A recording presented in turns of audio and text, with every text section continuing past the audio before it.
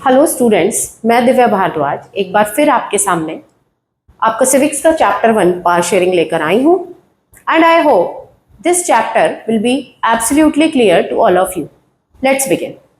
तो बच्चों, power sharing समझने से पहले आज हम कुछ कॉन्सेप्ट समझेंगे पावर शेयरिंग के, क्योंकि अगर ये कॉन्सेप्ट्स आपको अच्छे से समझ में आ गए तो आपको ये चैप्टर एकदम ही इजीली समझ में आ जाएगा। ठीक है, तो चलो हम समझते हैं कि पावर शेयरिंग होती क्या है। ठीक है, हम इसके लिए एक एग्जाम्पल लेते हैं एक ऑफिस का।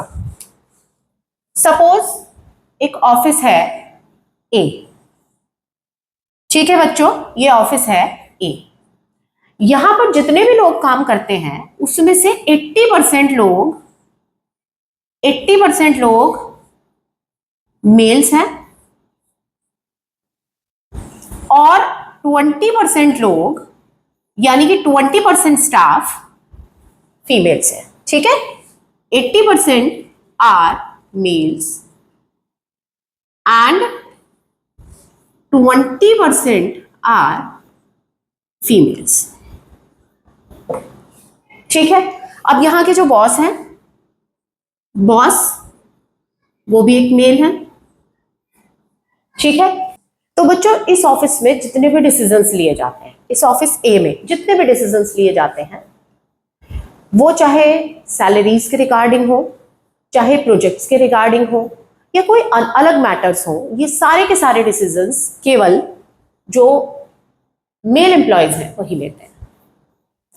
फीमेल एम्प्लॉयज किसी भी मैटर में नहीं बोल सकती, यानी कि उनकी कोई से ही नहीं है। अब हम दूसरा एग्जांपल लेते हैं ऑफिस बी का।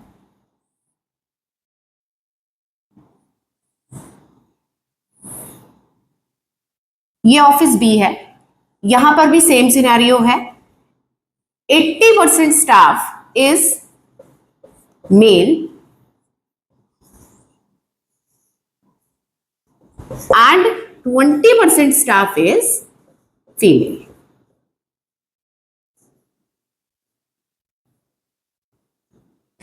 राइट? अब यहां के जो बॉस हैं, अगेन वो भी एक मेल ही है। ठीक है, लेकिन इस ऑफिस में सिनेरियो, ऑफिस बी में सिनेरियो ऑफिस ए से बहुत ज्यादा अलग है। क्या अलग है? कि यहां पे जो भी डिसीजन लिए जाते हैं वो कंबाइंडली लिए जाते हैं, जिसमें कि मेल्स और फीमेल्स दोनों पार्टिसिपेट करते हैं। समझ में आया बच्चों? अब इन दोनों सिनेरियोज के बीच में, इन दोनों ऑफिसेज में बेसिक डिफरेंस क्या है मैं आपको बताती हूं।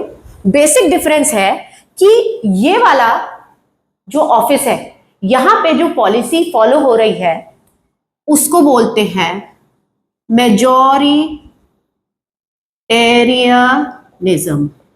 मेजॉरिटेरियनिज्म क्या होता है बच्चों? अब आप ये देखो कि यहां पर मेजॉरिटी में कौन है? मेल्स है। ठीक है, अब अगर पूरा डिसीजन मेकिंग मेल्स के हाथों में ही रहेगा, सारे डिसीजंस केवल मेल ही लेंगे, क्योंकि वो मेजॉरिटी में है, तो ऐसी कंडीशन को बोलते हैं majoritarianism. On the other hand, in office B there is a completely different scenario.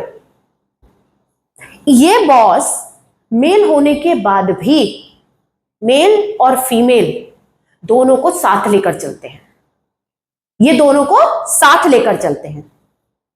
ये मेल ओपिनियन भी लेते हैं, फीमेल ओपिनियन भी लेते हैं। तो इस ऑफिस में जो कुछ भी कामकाज होता है वो मेल और फीमेल दोनों की मर्जी से होता है। इस कंडीशन को बोलते हैं एकोमोडेशन।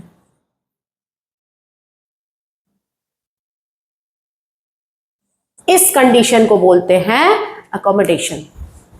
तो आई होप कि ये दो टर्म्स मेजॉरिटेरियनिज्म एंड अकोमोडेशन आपको बिल्कुल क्लियर है।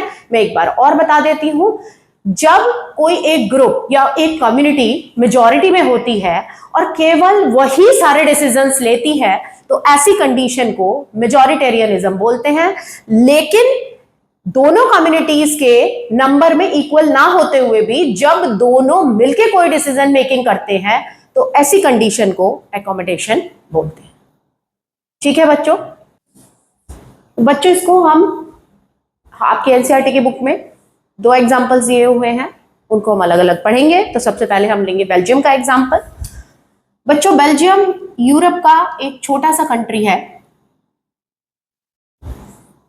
कुछ इस तरीके से छोटा सा कंट्री है, जो कि अगर मैं बोलूं तो हमारे कंट्री का जो हरियाणा स्टेट है ऑलमोस्ट उसके बराबर एरिया है, लेकिन पॉपुलेशन उसकी भी हाफ है। ठीक है, अब ये जो कंट्री है बेल्जियम,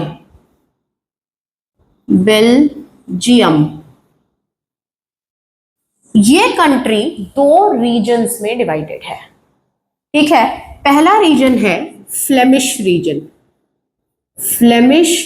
रीजन और दूसरा रीजन है Wallonia reason.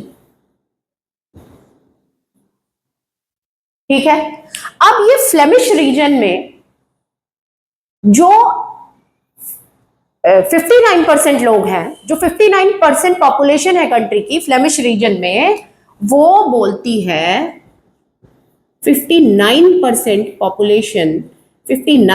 Population speaks what? Dutch language.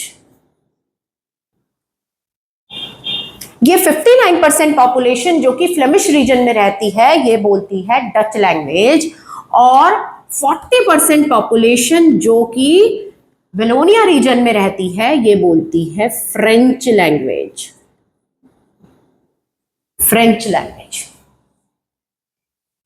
ठीक है, अब इस कॉम्पोजिशन को क्या बोलते हैं बच्चों? हम इस कॉम्पोजिशन को हम बोलते हैं एथनिक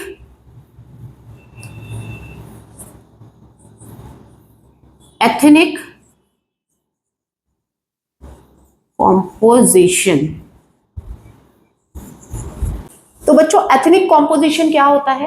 एथनिक कॉम्पोजिशन होता है एक सॉर्ट ऑफ कल्चरल ग्रुप जो कि लैंग्वेज के बेस पे भी हो सकता है। एक ऐसी कम्युनिटी जो लैंग्वेज के बेस पे बनी हो सकती है, या तो कल्चर के बेस पे बनी होती है, या तो ड्रेसेस के बेस पे बनी हो सकती है। ठीक है, तो ऐसा एक ग्रुप कहलाता है एथनिक ग्रुप। तो बेल्जियम के 2 अलग अलग रीजन्स में जो कि फ्लेमिश और वेलोनिया रीजन है, वहां पे फ्लेमिश रीजन में ज्यादातर लोग डच लैंग्वेज बोलते हैं और वेलोनिया रीजन में ज्यादातर लोग जर्मन लैंग्वेज बोलते हैं, और पूरे एरिया में केवल 1% लोग जर्मन लैंग्वेज बोलते हैं। ठीक है, ऑन द अदर हैंड अगर हम बात करें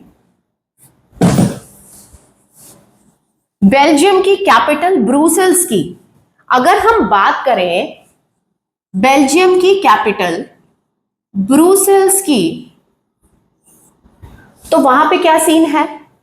ब्रुसेल्स में जो टोटल पॉपुलेशन है उसका 80% फ्रेंच स्पीकिंग है,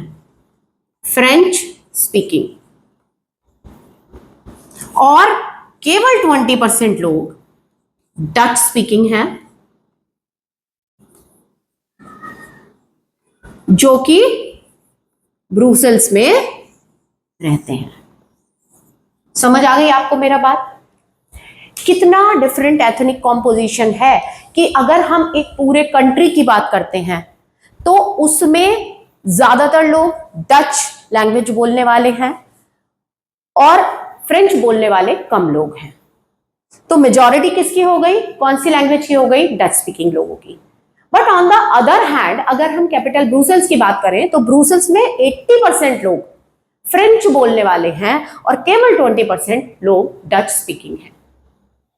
अब जब से इंडिपेंडेंस मिली ब्रुसेल्स को, तब से वहां पे बहुत ज्यादा इस चीज को लेकर डिस्कशन होता रहा कि भाई कौन गवर्नमेंट बनाएगा, कौन सी लैंग्वेज को ज्यादा पावर मिलनी चाहिए, कौन सी लैंग्वेज बोलने वाले लोगों के हाथ में ज्यादा पावर होनी चाहिए, कौन सी लैंग्वेज बोलने वालों के हाथ में कम पावर होनी चाहिए। और इसी सबको ध्यान में रखते हुए ब्रुसेल्स में एक बहुत ही बढ़िया अरेंजमेंट किया गया। क्या था वो अरेंजमेंट? देखो बच्चों, ब्रुसेल्स में जब पहला कॉन्स्टिट्यूशन बना, पहली बार जब इंडिपेंडेंस के बाद ब्रुसेल्स में कॉन्स्टिट्यूशन बना, तो उस कॉन्स्टिट्यूशन में बहुत सारी कमियां थी, लेकिन 1970 से लेके 1993 तक वहां के कॉन्स्टिट्यूशन में 4 बार अमेंडमेंट्स किए गए। अमेंडमेंट्स मतलब चेंजेस, अच्छे चेंजेस किए गए। क्यों किए गए ये चेंजेस? ये चेंजेस इसलिए किए गए जिससे वहां के लोग मिलजुल के, यूनाइट होके, प्यार से एक ही देश में रह सकें। क्योंकि अगर ऐसा नहीं होता, आप देखो मेजॉरिटी में है डच स्पीकिंग लोग, अगर गवर्नमेंट डच स्पीकिंग लोगों की बन जाती तो क्या फ्रेंच स्पीकिंग लोगों को अच्छा लगता? नहीं लगता।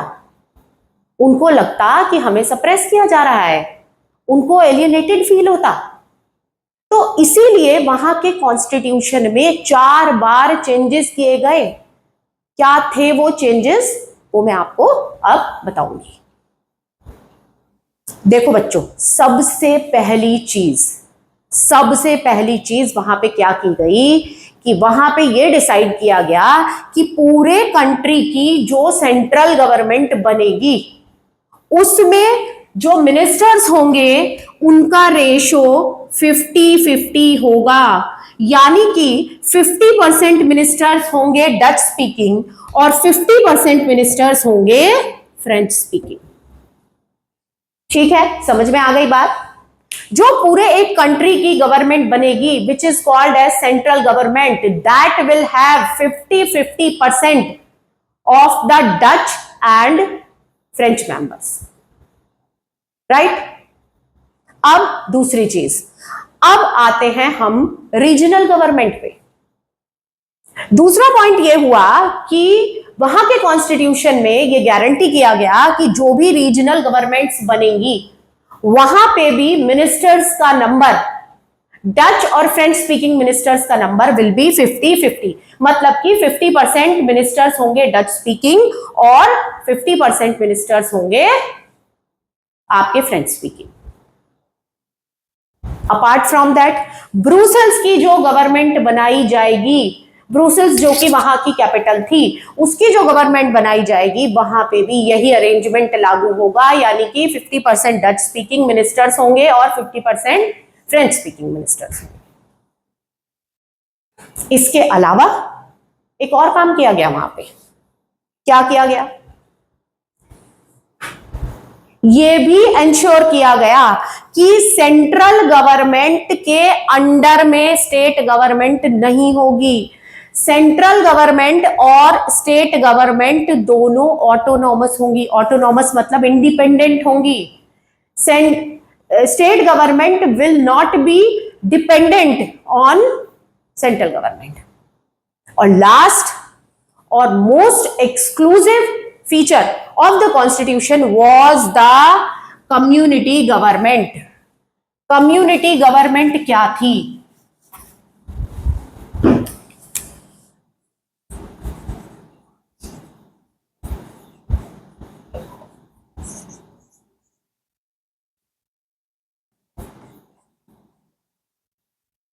community government, सेंट्रल गवर्नमेंट 50-50% दोनों मिनिस्टर्स, स्टेट गवर्नमेंट 50-50% दोनों मिनिस्टर। उसके अलावा ब्रुसेल्स की जो गवर्नमेंट थी उसमें भी रिप्रेजेंटेशन इक्वल था, यानी कि 50% मिनिस्टर्स फ्रेंच स्पीकिंग और 50% डच स्पीकिंग। और उसके अलावा कम्युनिटी गवर्नमेंट बनाई गई। कम्युनिटी गवर्नमेंट क्या थी बच्चों? कम्युनिटी गवर्नमेंट थी कि हर कम्युनिटी की, यानी कि फ्रेंच, डच एंड जर्मन, तीनों कम्युनिटीज की अपनी अपनी एक अलग गवर्नमेंट बनाई गई। यानी कि एक फ्रेंच कम्युनिटी गवर्नमेंट, एक डच कम्युनिटी गवर्नमेंट और एक जर्मन कम्युनिटी गवर्नमेंट। अब इन गवर्नमेंट्स के मेंबर्स को कौन इलेक्ट करेगा? फ्रेंच कम्युनिटी गवर्नमेंट के मेंबर्स को केवल फ्रेंच स्पीकिंग पीपल इलेक्ट करेंगे। डच कम्युनिटी गवर्नमेंट के मेंबर्स को केवल डच स्पीकिंग पीपल इलेक्ट करेंगे और जर्मन कम्युनिटी गवर्नमेंट के लोगों को, मिनिस्टर्स को, एग्जीक्यूटिव्स को केवल जर्मन स्पीकिंग लोग इलेक्ट करेंगे। और ये गवर्नमेंट करेंगी क्या? फ्रेंच गवर्नमेंट फ्रेंच कल्चर से जुड़े हुए सारे मैटर्स को लुक आफ्टर करेगी। Same with Dutch government. Dutch government Dutch culture से जुड़े हुए, डच लैंग्वेज से जुड़े हुए लोगों की जितनी भी कल्चरल चीजें हैं उनको हैंडल करेगी। And same with German government, जब जर्मन कम्युनिटी गवर्नमेंट। अब आप बताओ कितना अच्छा अरेंजमेंट था। क्या इस अरेंजमेंट में कहीं झगड़े की या आपस में मनमुटाव की कोई गुंजाइश थी? नहीं थी। This is an example of office B. Office B का एग्जाम्पल है। This is an example of accommodation. Brussels की जो लोग थे उन्होंने अपने आप को अकोमोडेट किया। अब अकोमोडेट किया मतलब एडजस्ट किया, एक दूसरे को समझा और एक दूसरे के साथ रहने के लिए ये कुछ अरेंजमेंट्स किए। और इन सब अरेंजमेंट की वजह से students, Brussels became the model of Europe. ठीक है, तो बच्चों अब हम केस पढ़ेंगे श्रीलंका का।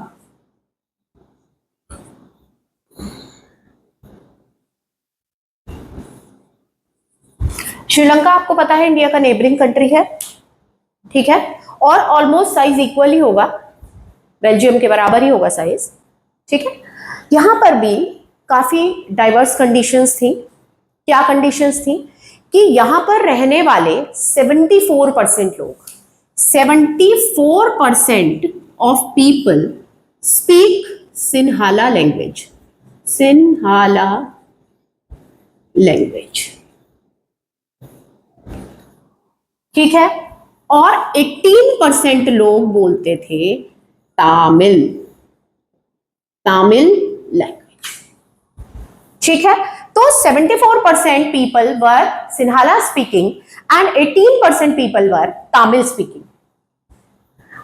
Now, Tamil speakers are further divided into two subgroups. First, Sri Lankan Tamils. Sri Lankan Tamils, Tamils and Indian Tamils.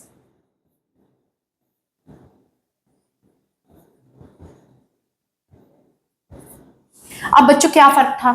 Sri Lankan तामिल्स वो थे जो श्रीलंका के ही ओरिजिनेट हुए हुए थे, श्रीलंका में ही रहते थे शुरू से, और इंडियन तामिल्स वो लोग थे जो तमिलनाडु से इंडियंस मूव कर रहे थे toward Sri Lanka in the search of their livelihood. वो लोग वहीं जाके सेटल डाउन हो गए, उन लोगों को कहा जाता था इंडियन तामिल्स। ठीक है, अब इन सारे लोगों में से जो कि सिन्हाला बोलते थे या तमिल बोलते थे, इसमें से मोस्टली लोग कौन सा रिलीजन फॉलो करते थे? बुद्धिज्म। बुद्धिज्म, ठीक है, और बाकी के जो लोग थे इंडियन तामिल्स में कुछ हिंदू थे और कुछ मुस्लिम्स थे। ये एथनिक कॉम्पोजिशन था श्रीलंका का। ठीक है, अब वहां पर क्या हुआ? 1948 में हमारे इंडिपेंडेंट के एक साल बाद, हमारे इंडिपेंडेंट होने के एक साल बाद श्रीलंका बिकेम इंडिपेंडेंट। और जब श्रीलंका इंडिपेंडेंट हुआ तो वहां पे भी सेम सिचुएशन हुई कि किसकी गवर्नमेंट बने। केओस हुआ बहुत ज्यादा, किसकी गवर्नमेंट बने, कौन सी लैंग्वेज को ऑफिशियल लैंग्वेज बनाया जाए। लेकिन वहां पे ऐसा कुछ नहीं हुआ जैसा कि बेल्जियम में आपने देखा। वहां पे इसका बिल्कुल उल्टा हुआ। जो सिन्हाला लैंग्वेज बोलने वाले लोग थे ये थी मेजॉरिटी कम्युनिटी, मेजॉरिटी, और तमिल बोलने वाले थे माइनॉरिटी। मेजॉरिटी माइनॉरिटी आपको पता होगा, मेजॉरिटी में वो लोग होते हैं जो नंबर में ज्यादा होते हैं, माइनॉरिटी में वो लोग होते हैं जो नंबर में कंपैरेटिवली कम होते हैं। ठीक है, तो सिन्हाला मेजॉरिटी कम्युनिटी थी। यहां पे 1956 में श्रीलंका में एक एक्ट पास किया गया। क्या था वो एक्ट? उस एक्ट के अकॉर्डिंग सबसे पहली चीज, सिन्हाला को ऑफिशियल लैंग्वेज डिक्लेयर कर दिया गया। ऑफिशियल लैंग्वेज मतलब जितने भी ऑफिशियल काम होंगे, जितनी भी पढ़ाई होगी, वो सब सिन्हाला लैंग्वेज में होगी। दूसरी चीज, बुद्धिज्म को वहां का नेशनल रिलीजन डिक्लेयर कर दिया गया। Means everybody has to foster और everybody has to follow Buddhism.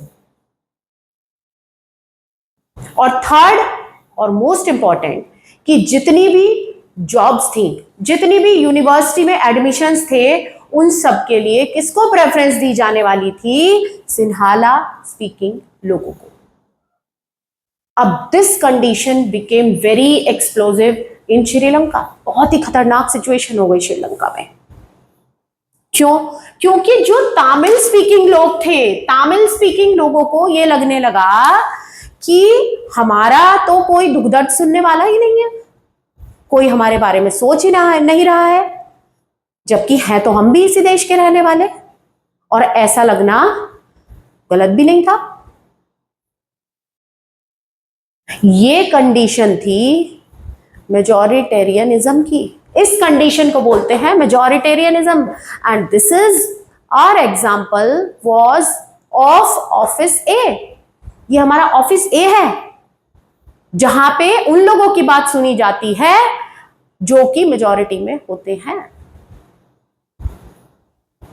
और ये कंडीशन इतनी खराब हो गई, कुछ समय तक तमिल स्पीकिंग लोगों ने बर्दाश्त किया, लेकिन ज्यादा लंबे समय तक ये पॉसिबल नहीं होता। तमिल स्पीकिंग लोगों को लगने लगा कि हम अपने ही देश में एलियनेटेड हो गए हैं, अलग थलग पड़ गए हैं। ऐसा लगता था उनको जैसे वो इस देश के रहने वाले ही नहीं है, वो इस देश के सिटीजन्स ही नहीं है। तो क्या हुआ? अल्टीमेटली सिविल वॉर शुरू हो गई। सिविल वॉर क्या होती है बच्चों? सिविल वॉर एक वो कंडीशन होती है जब within a country the people of two different communities fight with each other. एक ही देश में रहने वाले लोग जब आपस में लड़ते हैं तो उस कंडीशन को सिविल वॉर बोलते हैं। श्रीलंका में सिविल वॉर हो गई, जो कि बहुत लंबे समय तक चली और जो श्रीलंका को बहुत पीछे खींच लाई। क्या डिमांड कर रहे थे तामिल्स? तामिल्स कह रहे थे कि अगर हमें हमारे कंट्री में कोई राइट्स ही नहीं है, ना आप हमारे रिलीजन को कोई रेस्पेक्ट दे रहे हो, ना आप हमारी लैंग्वेज को कोई रेस्पेक्ट दे रहे हो, तो आप कंट्री का डिवीजन कर दो। And they demanded for a Tamil Eelam. Tamil Eelam बोले तो तामिल स्टेट। उन्होंने कहा आप हमें अलग स्टेट दे दो, हम जितने भी तमिल स्पीकिंग लोग हैं हम वहां पे जाके अलग रहेंगे। तो इससे क्या हो सकता था? इससे पार्टीशन हो सकता था श्रीलंका का, बिकॉज ऑफ मेजॉरिटेरियनिज्म। और यहां पे क्या हुआ कि ड्यू टू सिविल वॉर एक ग्रुप बना LTTE, जिसको लिट्टे बोलते हैं, लिट्टे, ठीक है, liberation tigers of Tamil Eelam. ये एक सॉर्ट ऑफ मिलिटेंट ग्रुप था, मतलब कि सारे तमिल स्पीकिंग लोगों ने हथियार उठा लिए थे और वो चाह रहे थे कि उन्हें इक्वल राइट्स मिले। In order to do that they started to kill Sinhala people, Sinhala leaders. उनको मारना शुरू कर दिया आउट ऑफ जेलेसी। ठीक है, तो this was an example of majoritarianism. और बेल्जियम का एग्जाम्पल एक बहुत ही सुंदर एग्जाम्पल था एकोमोडेशन का। तो बच्चों, आज हमने पार्ट 1 में इस चैप्टर के जो कुछ भी पढ़ा, I hope this would have been absolutely crystal clear to you. If you like the video, actually you would have liked the video. So please like, share and subscribe. Keep rocking. Bye bye.